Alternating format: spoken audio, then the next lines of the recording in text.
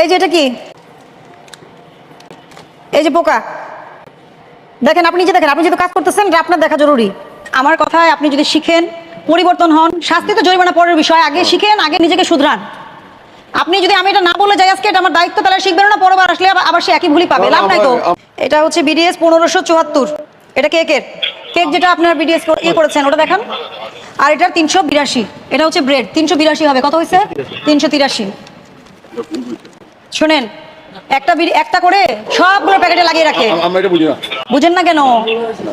এটা এই যে বিডিএস নম্বর 300, দাঁড়ান, এটা 382 বিডিএস নম্বর, এটা পণ্য ব্রেড আপনার। এটা হ্যাঁ, এটার জন্য এটাই সঠিক, অন্যটা থাকতে পারবে না। আবার দেখেন এই যে বিস্কুটে কত? 383, এটা 383 আছে, মানে কি আপনি 383 দিয়ে একটা প্যাকেট ছাপাইছেন, ওটা দিয়ে সব করছেন।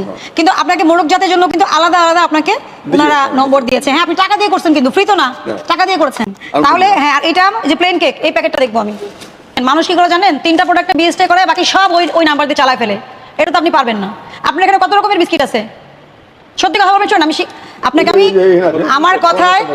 আমার কথায় আপনি যদি শিখেন, পরিবর্তন হন, শাস্তি তো জরিমানা পরের বিষয়, আগে শিখেন, আগে নিজেকে শুধরান।